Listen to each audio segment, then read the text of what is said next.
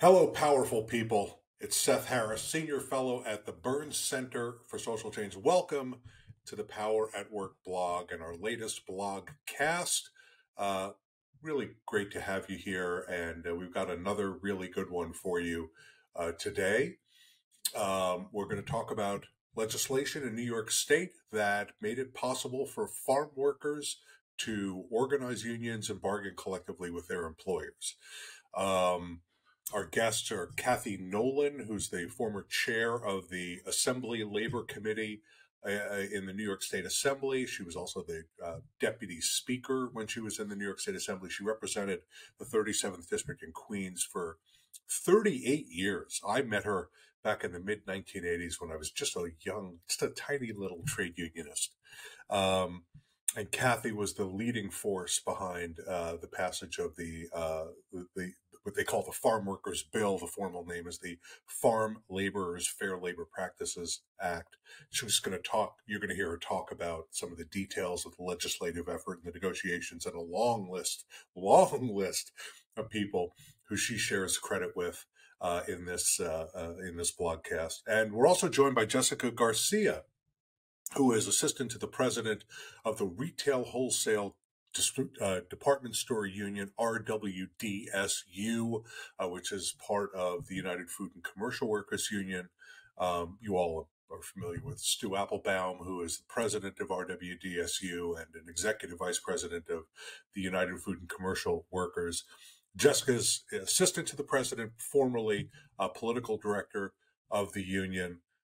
She also serves as the current board chair of the New York Committee for Occupational Safety and Health, and just terrific advocate for workers in New York and beyond. So we're going to talk about a really landmark piece of legislation in New York State. It made New York the 14th state to allow collective bargaining for farm workers. Farm workers are not covered by the federal private sector labor law, the National Labor Relations Act.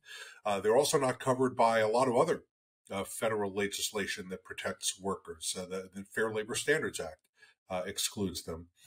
What New York did simply was to give farm workers the kinds of benefits and protections that other workers in New York State had. In addition to the right to organize, it gives them unemployment insurance, and it gives them workers' compensation, it gives them paid leave, it gives them overtime protections. We talk about that a little bit in the blogcast. And it was signed in 2019 by then Governor Cuomo after years and years and years and years of fighting to get this bill passed. But the reason that New York State has to pass this law is because of, frankly, a racist deal that was cut back in the 1930s during the New Deal.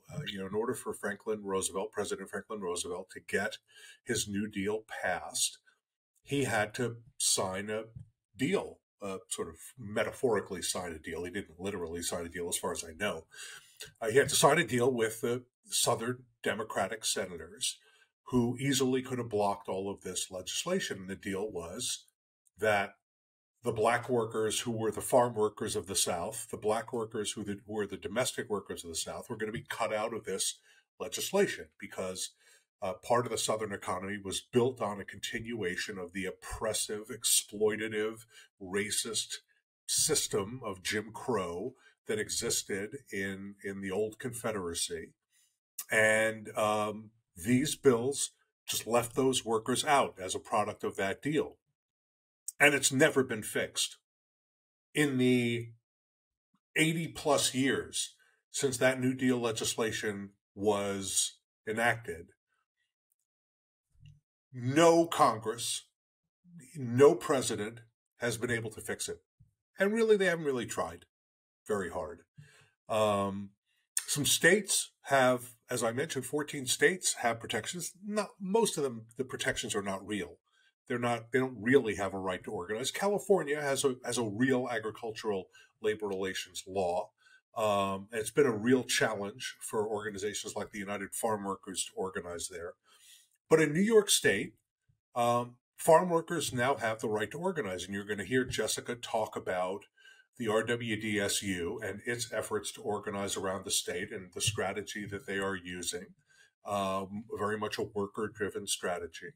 And you have to root for these unions and these workers. These are some of the most exploited workers in our society, some of the lowest paid workers, some of the hardest working workers, many of them immigrant workers, some of them undocumented workers, some of them guest workers under visa programs that are made available by Congress to the agriculture lobby. It's a system that keeps folks really destitute and dependent, and it's unfair. And if there was ever a group of workers who need a union, many, many, many workers need a union. I think all workers really need a union. But if there's a group of workers that will benefit most from having a union, it's farm workers.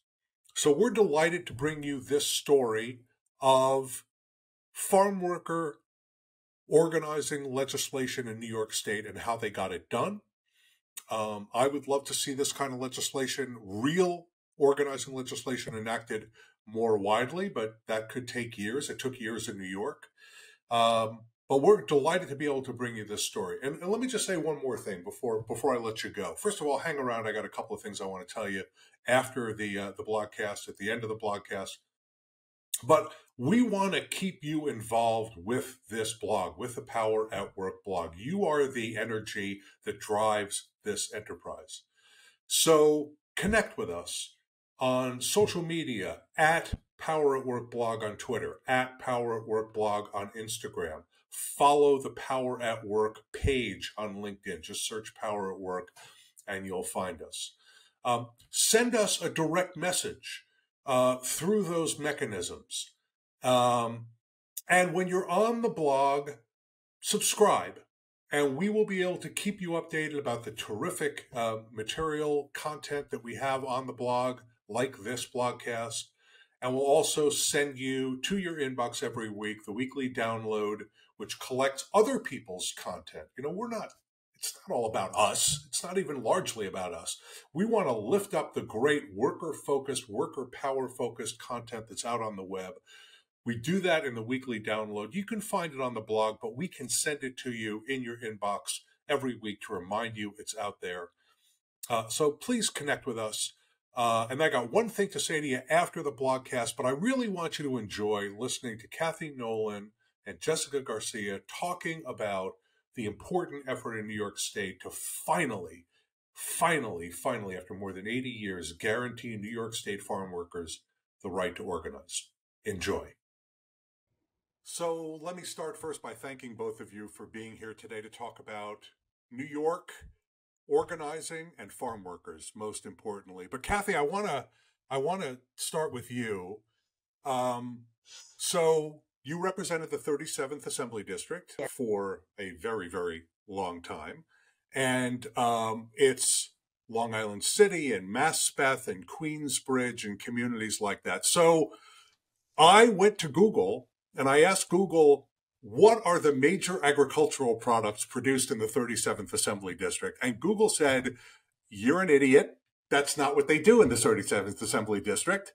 And so how is it that a Queens representative ended up being one of the driving forces behind farm workers in New York State getting organizing rights? And not just organizing rights, lots of other stuff that we're going to talk about.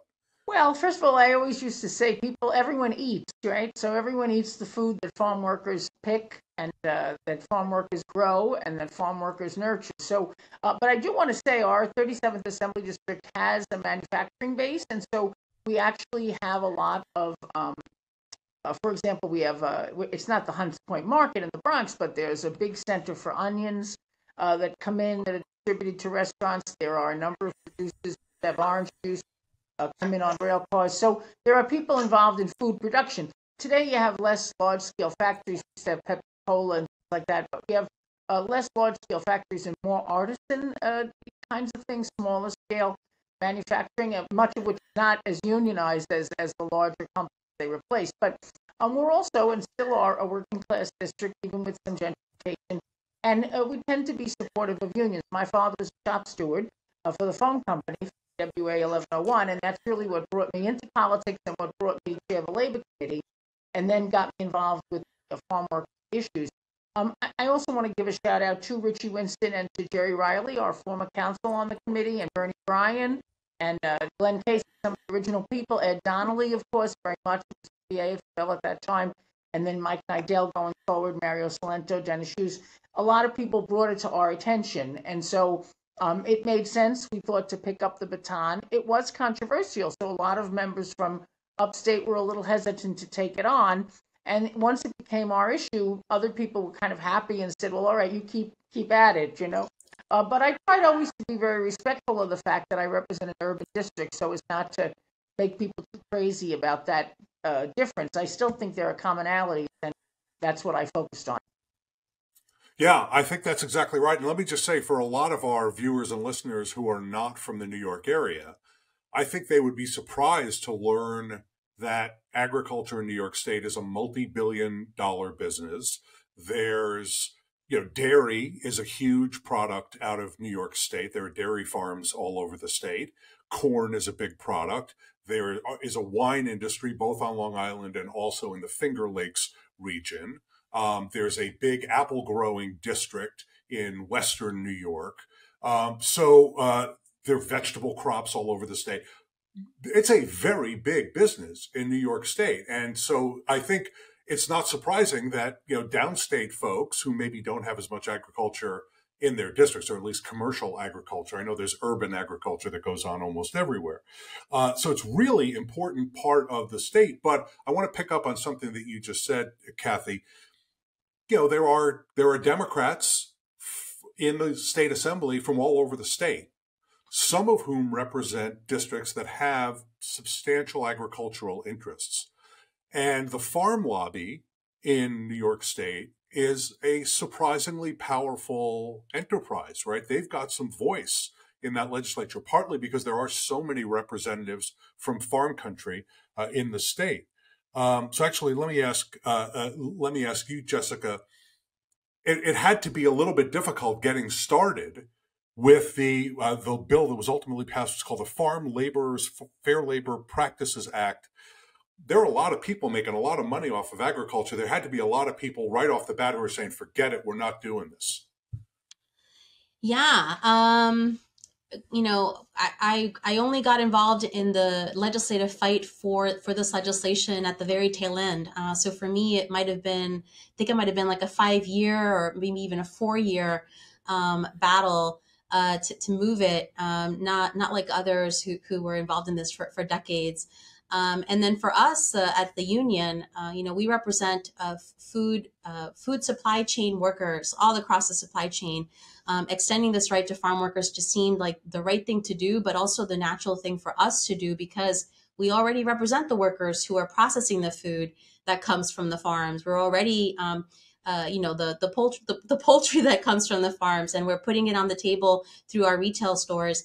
So it's just a natural fit for us to be involved in this. And once the legislation was passed, it has been slow for us to organize using the legislation because everybody's learning. Not only are workers learning about this new right, the state agency that oversees the implementation of this law is also learning. And so, we're really proud of the fact that we've been able to organize 8 farms so far.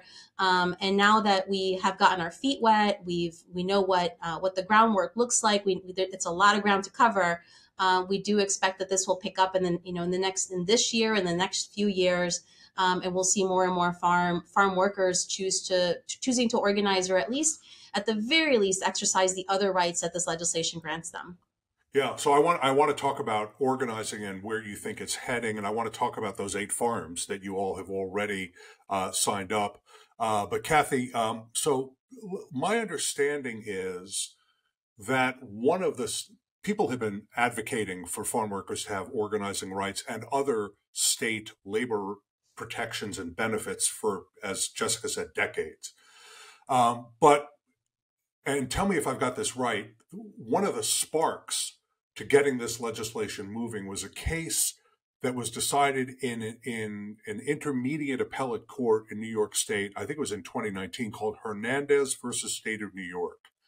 and it was a lawsuit that said that it was unconstitutional under state constitutional law for New York's labor relations law to exclude farm workers. And so, in essence, what that said to the state legislature was, this labor relations law that you have is a violation of the state constitution. You've got to fix it.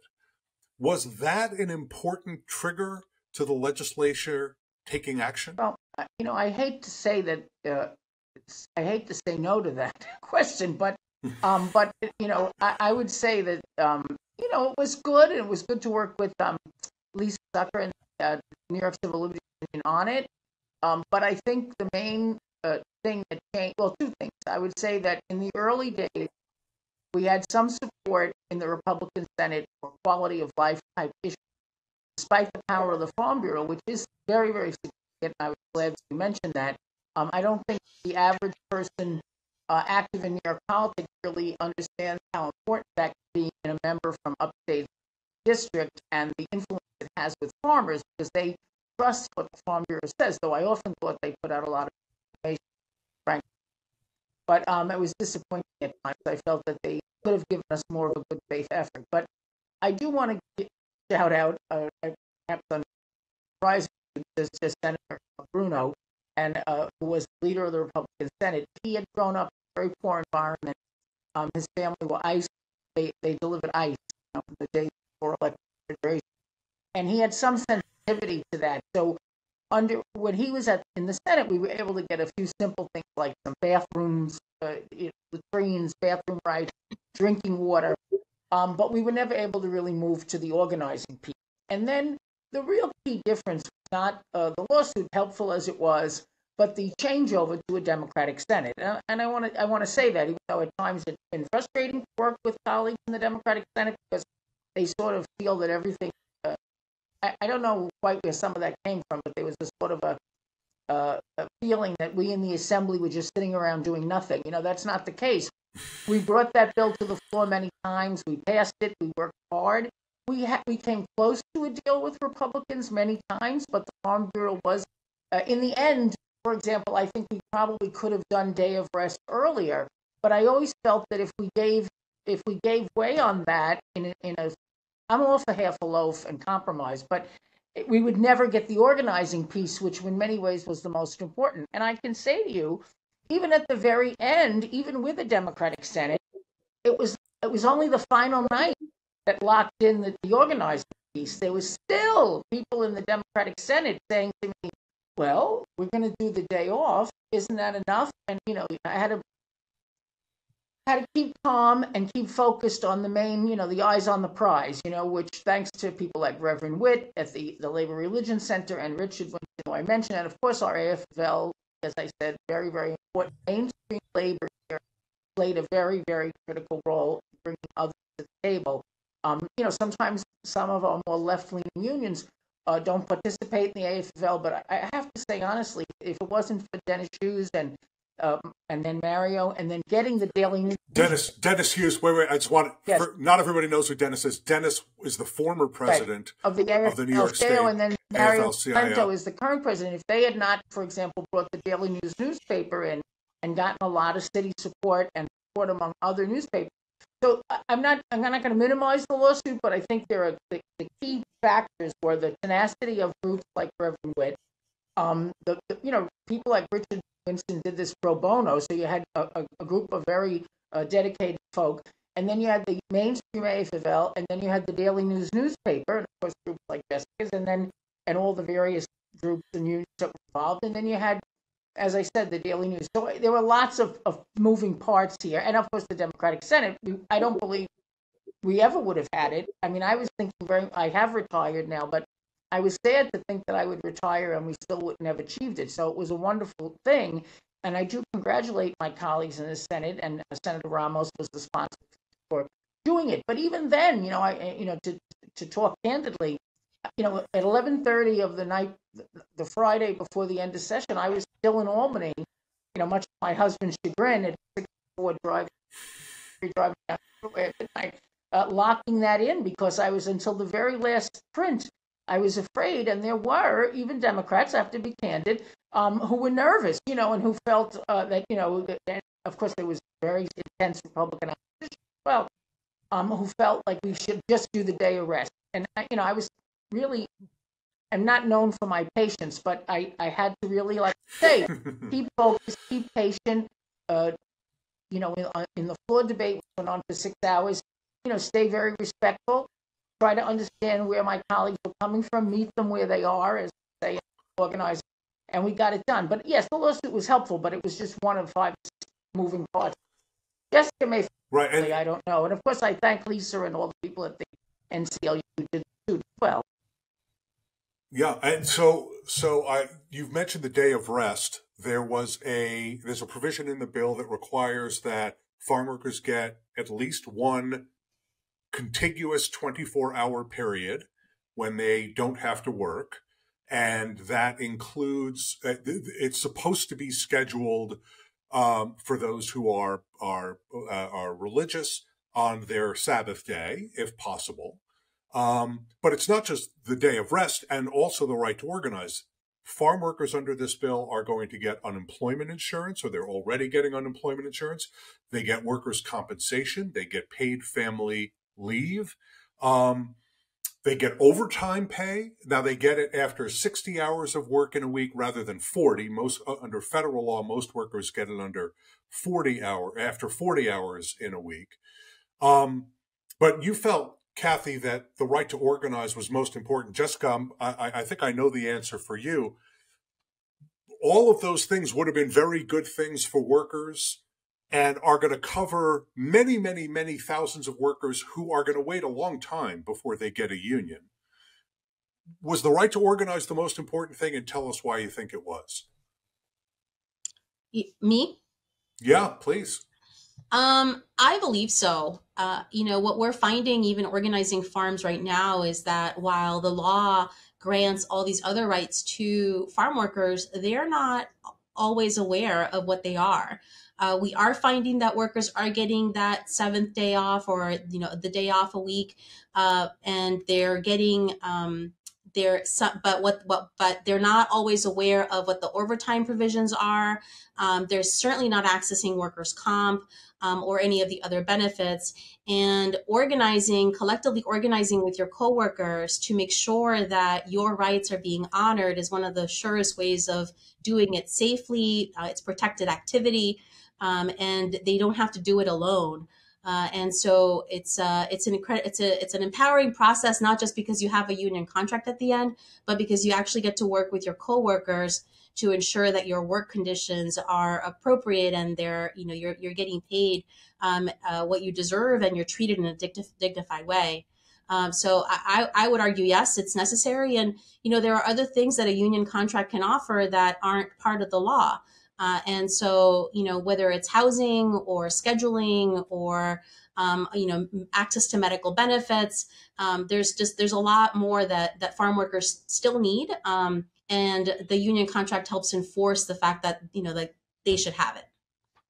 So let me, Jessica, I want to stay with you on this one because, one of the problems that farm workers have, and this is true for many, many reasons, is that they are a comparatively disempowered group in our society. Many of them are immigrants. Some of them are undocumented.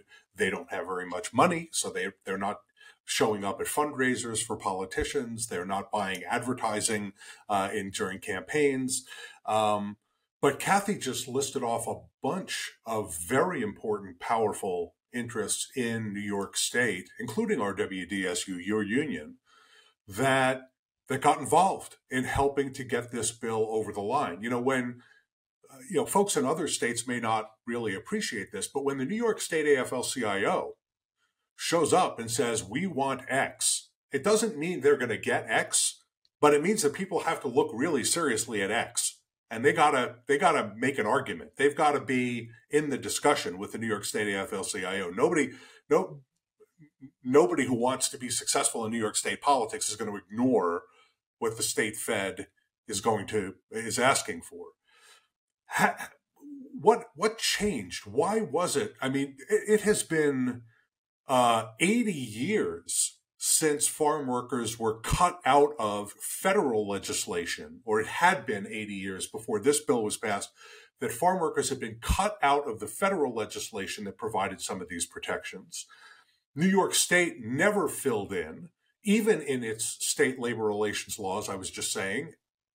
Why is it all of a sudden, or was it all of a sudden, that these powerful, powerful forces in New York State politics got in the game on behalf of farm workers? I'd like to think that it was the right thing to do, and the right moment in time to do it in. I think the Assemblywoman, when she notes that the change in the state Senate really changed the game in Albany, is very accurate. I certainly noticed a shift in the dialogue and people's willingness to talk about the issue around that time. There was a lot of progressive legislation that was moved that year. This bill was not the only one. And quite honestly, it was a group of workers who had so successfully told their story in the previous years. There had been years there was a march from New York City to Albany. There were lots of hearings and testimonies being offered. And, kudos to all the advocacy groups and my union, as well as others who were able to lift up those voices to shed a light on working conditions in farms and why this was so essential. So I do think that the moment was right, and we just had the right advocates in Albany listening. And I would be remiss to say that if I didn't say that Assemblymember Nolan's voice and championship in that effort just really paid off. And honestly, like, she could have given up on this issue so many years ago, and didn't, and kept educating her colleagues about this. And that's the key. There was just so much education that needed to happen. And we just got to the right year where the right number of people knew about it and felt strongly about it. Yeah. So Cathy, what was most controversial in the bill?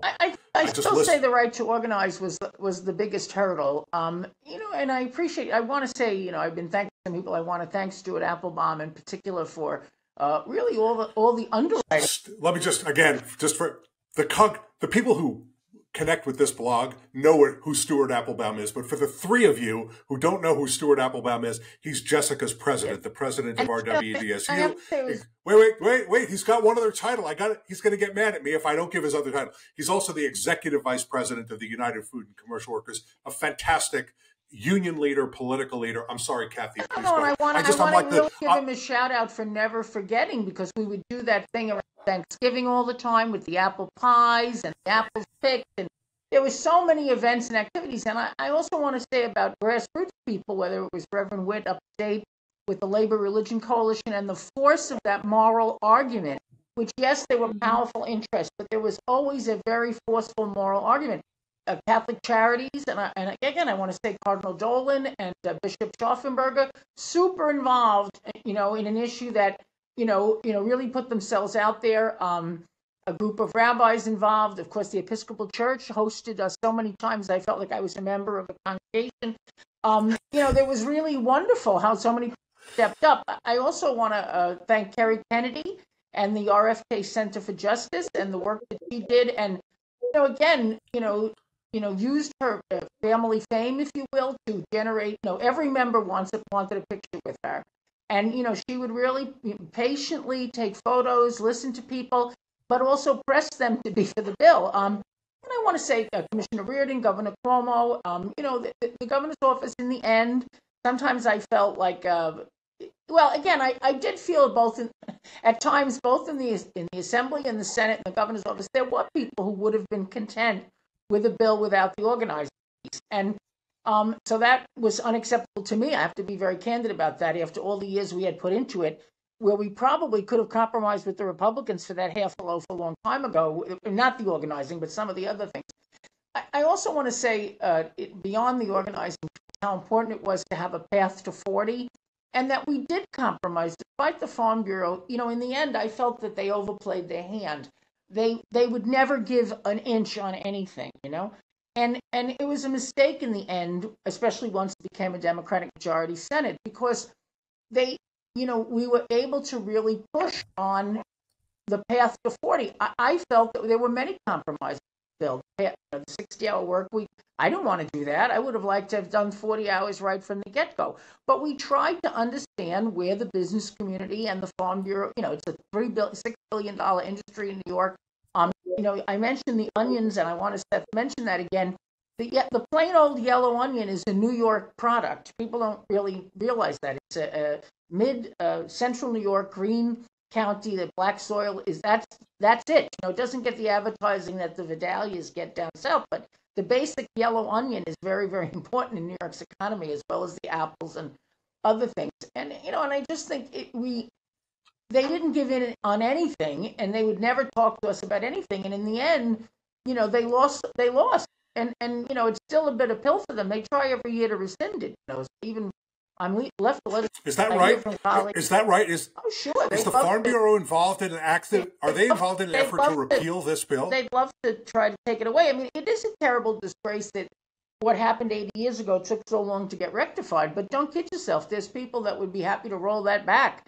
And and I think a lot of it was education. I want to say one other thing about local education. When I mentioned all the ministers and the religious groups, when Jessica, thank you for mentioning the march. My little local Democratic club, through the generosity of a retired teacher in our district, and I should have also mentioned Alan Lubin, because NICE had also underwrote this thing over and over and over again. He, out of his pocket, he helped us pay. We had a luncheon at our Democratic club for all the marches. So Ridgewood, Queens became a stop on the path from Long Island to Albany, and we gave them water and a really nice lunch. And we invited every local leader in our community to that, regardless Democrat or Republican, all our faith ministers, and a lot of people came. We had like 200 people at the Democratic Club that day. We had music. So we built some support locally for it and made it easier for members in Queens County, for example. Some of whom initially would say to me, well, what do we care? But we, by the end of it, everybody cared. And I credit all those groups with that. And I think it was about the force of the moral argument in the end did outweigh some of the, I thought, false, straw dogs or whatever that expression is, straw. Those, that were put up that it was going to hurt the farm economy. It did not. Raising people's wages and giving people rights does not hurt the economy. And collective bargaining does not hurt. So, I feel real good about it. I think Pindall Wines was the first one, Jessica, that signed a contract. Yep. Yeah. I'll buy them forever now. So I think there are things that happen that, in the end, I feel very good about. So I just want to make sure I mention all the thank you. Yeah, we'll talk about the Pindar vineyards in just a minute, but I want to talk about some of the compromises, or at least one very big compromise. Maybe it was a compromise. You'll tell me. Farm workers under this bill have the right to organize. They have the right to bargain collectively with their employers. They do not have the right to strike. Now, I wrote a piece for the blog that came out in the last few days about the right to strike, and that striking is a tactic, not a goal, but it's undeniably the single most important weapon that workers have. How did it end up in the bill that these workers do not have a right to strike? Because I could hear the arguments in my head from the Farm Bureau and also from agricultural employers saying, I have a very short window in which to bring in my crop. I have a planting window. I can only plant in those periods. I have to get fertilizer done in this time period. Agriculture is a very time-sensitive industry. And if workers have the right to strike, they're going to be tremendously powerful.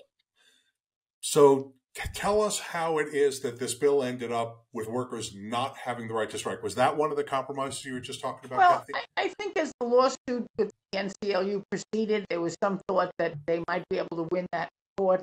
And I don't know. I haven't talked to them since I retired, whether that's still on the table.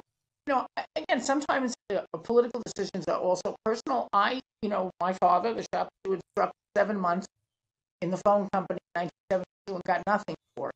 Hurt these. We all know what happened to the air traffic controllers they struck. So striking in a modern world, I remember going to Port Jervis with $11.99 for a hunger strike, and a strike basically failed. There's no other way to say. I think it was with CWA. It failed. So I'm not as convinced as old-line labor people that striking is as relevant in the world today. I know there's some new effort to do it at Starbucks, things like that, but I'll tell you, it's a tactic that has at times not only not worked, but resulted in an end product that weakened unions. So I wasn't sweating that, and I thought that could be resolved in the courts. Now Jessica may feel differently. I mean, certainly it would have been great to get it, but our Senate colleagues, when they took the majority, there were a lot of bills on that progressive agenda, Jessica, and farm worker rights did not necessarily have to be one of them. There's only a limited window. They did a hearing, and I could see. I went to all of them, and I don't know how much they really were happy that I kept showing up as an assembly. But I want my eye on that. Not that there was not trust. A lot of leadership shown, as I said, by many people, Democratic, and certainly Andrew Stewart Cousins and others. And of course, in the assembly, I want to say that again. Carl Hastie stayed the course. And for all the terrible things that happened, if Shelley Silver had not had faith in me to put that bill out there, Shelley Silver, the Speaker of the Shelley, of our members. But anyway, jumping back to the Senate, let me just say, Shelley Silver was the Speaker of the Assembly. He really helped us get that bill mainstream, and then Paul Hastie kept that up. But I want to jump to the hearing for a minute. The hearing had, you can't dismiss the time frame issue. That's what I'm going to say. And one of the things about the Senate Democrats having those hearings, they had multiple hearings, that came up again and again and again. So their members on that issue started getting very, very, nervous, because that became a key point. If it was up to me, it would have stayed in the bill. But in the end, the governor's office got involved. It seemed like something that there might be another path, just like the Department of Labor is giving us a path to 40. There was some thought that the NCLU people could get us to the striking piece in the courts because of that prior decision. So I felt in the end we didn't compromise as much as many. Frankly, I do think if I did nothing else, I prevented the bill from being watered down even more, because that's an Albany tradition. And having been there so long, I really, really, really was a bit of a bulwark against that. I also want to thank Chantel Smith and Luann Cone and Jen Bess. A lot of staff people really, really stayed the course here. Luann really, really put her heart and soul into it. So, there was a lot of people involved who got all the nuances, and that's what makes things happen in Albany. When you have a sophisticated understanding of the nuances, you can move forward. And so we were able to do that. Great. Jessica, let me turn to you. What do you think about the fact that the bill doesn't protect farm workers' right to strike? If that's what we had to give up to get card check, which is a process by which as long as the majority of workers are choosing to join the union, they sign a card that says we want to join the union. And it allows for expedient certification of that unit. They don't have to have an election. I think that it's a sacrifice worth having because it does create a faster process for workers. And when we're talking about a workforce that's very easily intimidated and harassed and fear struck for simply wanting to join a union, the faster we can make that certification process work for them, the less time they have to deal with the employer potentially trying to scare them away from joining a union and exercising their rights. And we see we waive our right to strike in other instances as well. When we do labor peace agreements, which is a practice that has been known to be utilized as well, where the employer signs this agreement saying that they will agree to be neutral and not union bust, and in exchange there will be no strike by the workers.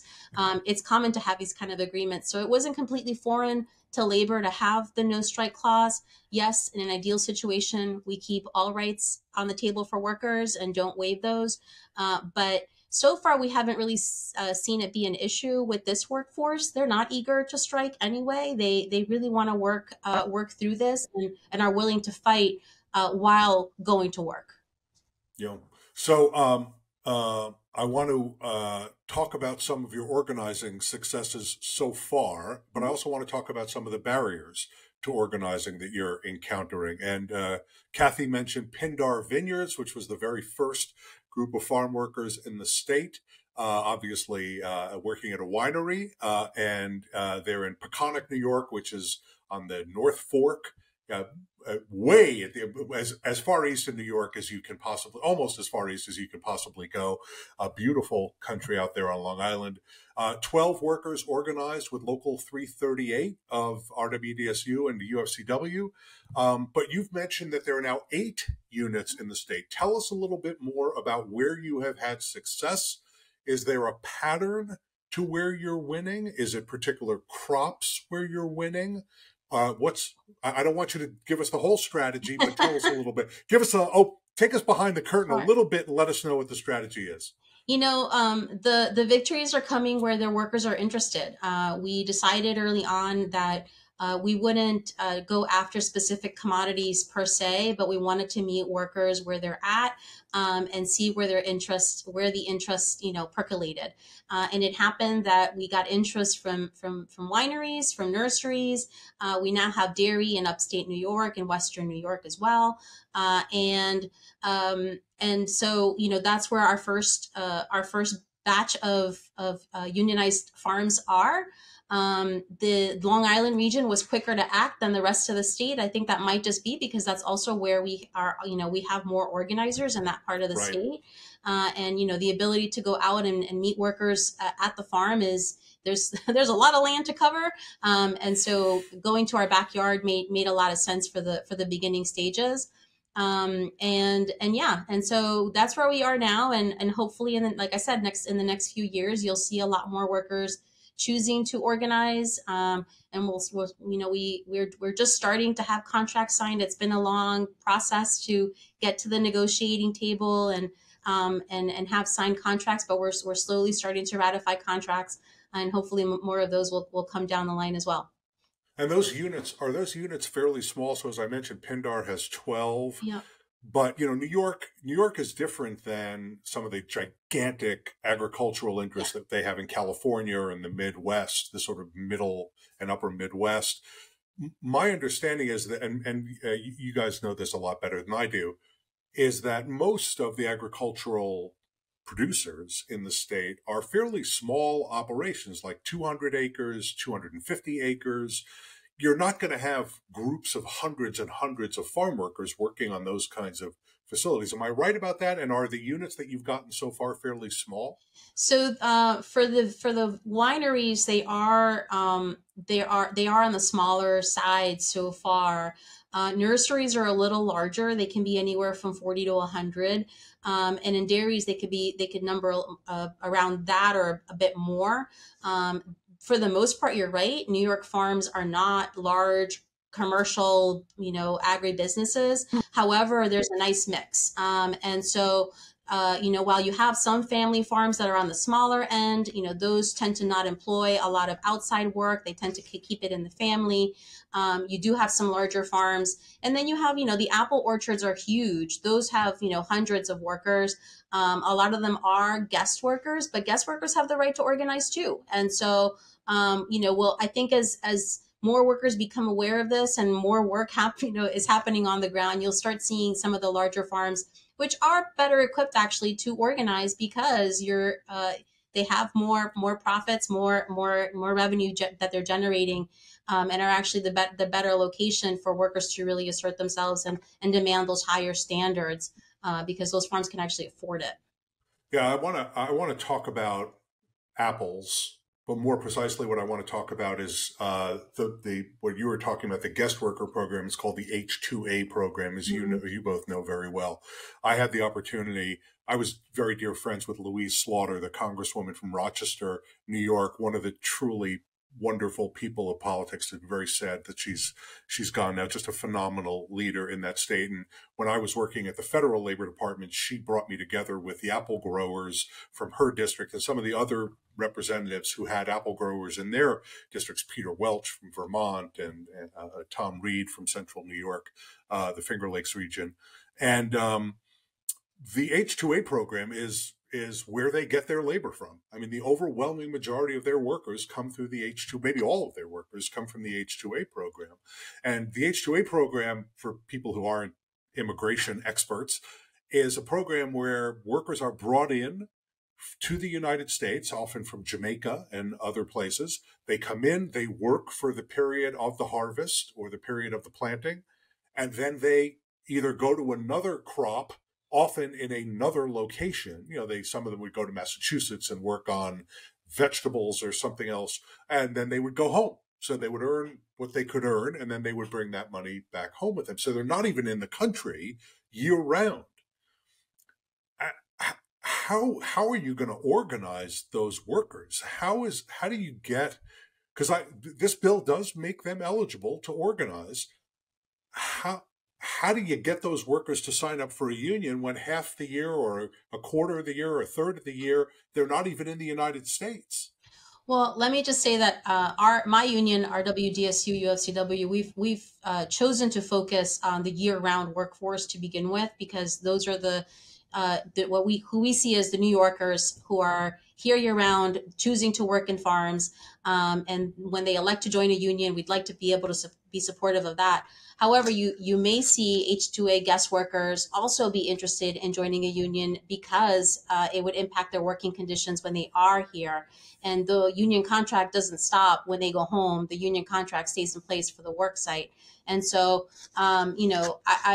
I think you're right. It's a challenging population to organize. The current structure of the program does make them very beholden to their employer. It makes it really hard for them to choose sides that may be perceived as controversial. But there have been H-2A workers who have chosen to unionize. And it's happened in California. It's going to happen here in New York. And it's we'll see what's to come. And when we talk to them, I'll let you know what they're saying and why they're choosing to do so. No, please. I'd love to have them on. Well, if I could just jump in for a minute, one of the things we learned, and in all the years we pursued the bill, is that many of the guest workers go back to the same employer year after year. So it is not an unstable workforce. It's a liquid, I guess you'd say. It goes to Maryland for something, or Jersey, or other states. But very often the same people come back year after year. So it is in their interest to perhaps have a contract. I also want to mention, we in our state, when I got elected all those years, like 16,000 dairy farms. Now there's like 8. So there's been consolidation, and yet the amount of fluid milk produced continued to increase. So we exempted small family farm people from a lot of this regulation, but you'd be surprised, I want to mention the onions again, how many of those farms are very large and employ a lot of people. I also want to talk about brutal work conditions. It was very important for us to keep the focus. Look, we want to support economic growth in our state. We want to support the agricultural businesses. We stand second to none in our admiration for the Farm Bureau, even though, as I said, I thought they could have been a little more open and flexible. But the ice, for example, ice wine, what is ice wine? It's a fashionable thing. The conditions with which people have to pick those frozen grapes in Niagara County are brutal. So yes, they may be a guest worker who gets to do some work in a bad month, but those people need union protections, and they need the day off. They need respect on the job. They need better work. So, and those places were not small because it has to all get picked right away and processed. And so there's a lot to it. In each individual commodity or each individual food product has its own set of challenges. But I think, and again, I really appreciate, Jessica, the work that you're doing. It's very difficult to sometimes get people to see the benefit of the union. But I think guest workers, in New York at least, are often work for the same employer over a multi-year period. So it's not an unattainable goal. It's something that can be managed. And I think, I used to always encourage the farm laborers, the farm workers who came to lobby, to shake hands. They're very humble people by and large, But I really encourage them, and of course I wish I was bilingual, but we would always encourage our translator to say shake hands with the legislator, because all these people have hands like iron, These people work so hard, and you would feel it right in that handshake. And I think it was important. Sometimes they were humble about it. I'd be like, be proud, I wouldn't care if you broke the hand of the grip with some of these people. See, because it's a very visceral reminder, not suggesting anything untoward, but, it's a visceral reminder to the legislator of how hard this person is working, that shaking hands with this person is a humbling experience for the legislator, not the worker, for the legislator, to realize how hard these people work or who has injuries and different things. So it's a work that needs to be dignified in every way. Of course, 80 years ago was a terrible thing, but we can't judge what happened then.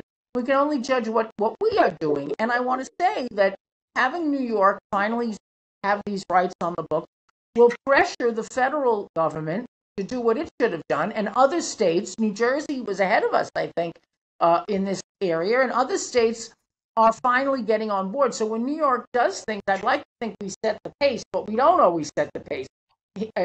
Other states did, but at least ours is a large enough state that it helps influence the dialogue nationally and ultimately internationally. Because as we saw, for example, in the garment district, my district used to be all knitting mills and clothing factories. That all went offshore. And what do you hear? You hear there's a fire. Triangle Shirtwaist Factory was replicated with a toy factory in Thailand and Bangladesh, clothing factory. So, unscrupulous employers exist internationally. So the more we can push in New York to have good standards, even when a guest worker returns home, they know that they were treated a certain way in the United States, and it accrues to our benefit. So, I congratulate everybody for the work that they do, and I think it is an attainable goal. It's backbreaking to do it, both the work of a farm worker and the work of a labor organizer, but it's worthy work. If I was a little younger, when I started in politics, women didn't do those jobs, Jessica. I would have been a labor organizer, but it was an all-boys club there at the union. But how vividly, when I became chair of the labor committee, an old-timer actually said to me, we really don't want you. I was the first woman to chair the committee. We really don't want you. We know we're stuck with you. They want to give it to a woman. I was upset. I felt the daughter of a shop steward, but I remember joking with Governor Mario Cuomo, who was a great mentor to me, and Louise and others about it. And Mario actually said to me, happy to call you a broad. That was common language, So you have to take your victories where you are. And I like to think I won a lot of those whole time is over. I tried to be very professional, keep it moving. I like to think progress has been made. We have more women in the legislature, et cetera. So, we want to believe that positives can happen going forward, and I'm very optimistic that the farm work is going to be treated better. I am.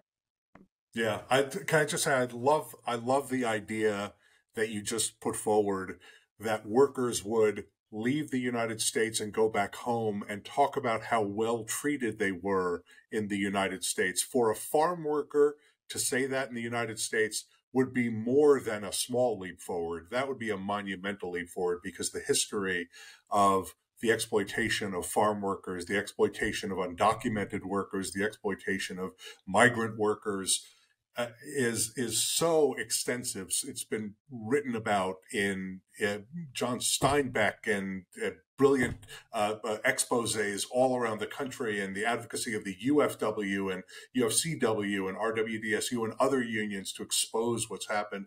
That is really, can I just say, that's a goal that we can all grab onto, is that workers go back home, migrant workers go back home, and they say, you know what? I got treated really well in the United States. I was respected. I had my day off. I got paid extra when I worked extra long hours, and I had a union that was there to fight for me. So, Jessica, I want to ask you this question as we bring this to a close. You've both been very generous with your time. Cathy just planted a seed, and I want to see if it's going to grow. See, I'm picking up on the agricultural imagery. Let's see if Cathy's seed grows into a tree. Do you expect RWDSU and UFCW to try to expand this effort to pass farm labor organizing legislation beyond New York State? New York is now one of only 14 states in the United States that give farm workers the right to organize. Really, only a few of those 14 give a real right to organize. Others have it, but not really. So is this, let me just say, you mentioned labor peace agreements before. I know the UFCW is one of the 1 or 2 or 3 leading unions when it comes to cannabis workers. They're a leading voice on cannabis workers. They're doing organizing all over the place with labor peace agreements in the lead. We've written about that extensively on the blog. Is this going to become a nationwide RWDSU, UFCW effort? Or are you going to focus on organizing in New York, or are you going to be able to do both at the same time? I can say that we are going to be focusing our farm worker organizing efforts here in New York, where we have our strength and where we have the laws supporting us. In terms of legislative efforts, our second battle will really be at the federal level, and just making sure that we're expanding rights of farm workers and H-2A workers at that level, and what kind of protections can we incorporate into current policies. And obviously the road legislatively is a long one, but that's really where the battle needs to be fought for us. It would be really, really hard to try to go state by state, given the political climate. There are some states that are probably more aligned to make something happen than others, but perhaps not exactly aligned where our membership is. And so we need to think about where our strength is also as a union and where we could really have an impact. Yeah. Cathy, were you hearing from legislators in other states through organizations like the National Conference of State Legislators that they were interested in trying to pick up the baton and carry it? Not really. I mean, I would say any interest nationally came with Kerry Kennedy's group with the RFK Human Rights Center. It was very emotional for me because of, I can remember the great boycott, in the lettuce and all the things my father got us involved in as young people, and Catholic social justice and things like that. So, she and that center have done a great job, I think, at talking about these issues internationally and nationally. And of course, the National AFL and people like Louise, bless her, were there. Now that I'm retired, I don't know that, if I have the health, that's something I'd love to be, part of. But I think it'll be up to others to pick up the baton on that. We can't ask, Stewart to do the whole country.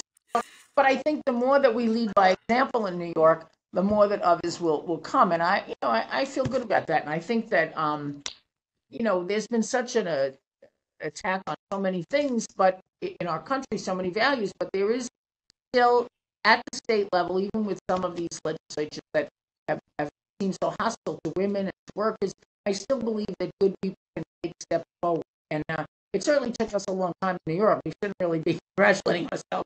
It was really, I congratulate all of you, but I used to feel so frustrated and depressed driving home. Another 6-hour debate in the Assembly, and we passed it again in the Assembly, and then we didn't get anywhere in the Senate. I don't usually talk about that, but there were times that my husband just walked into the room. So, if I didn't have this my wonderful family, forget about it, because it was very discouraging at times. But, you keep going on and you keep hoping for those things. So that's what we're going to say, that we're going to have positive results, and other people will continue to make movement move forward.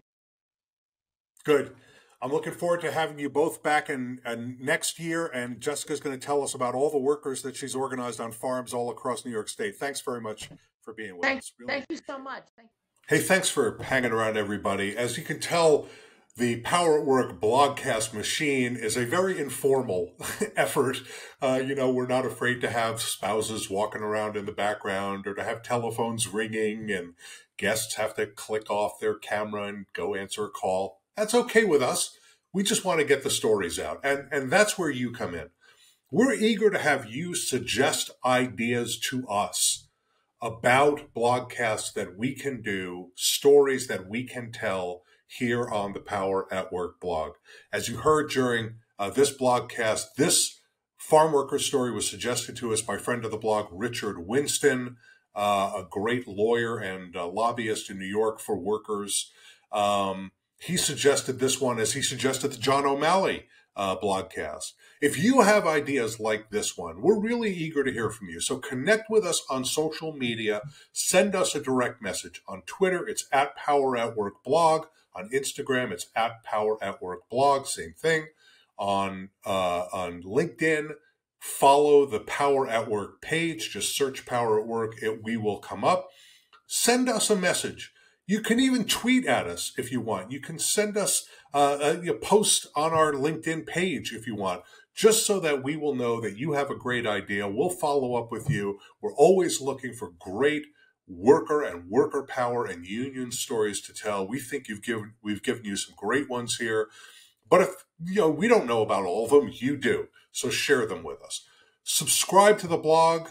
Right here on the homepage, and we'll stay in touch that way. Really appreciate you supporting the Power at Work blog with your eyes, with your ears, Look forward to seeing you on the next Blogcast right here on the blog real soon. Thanks.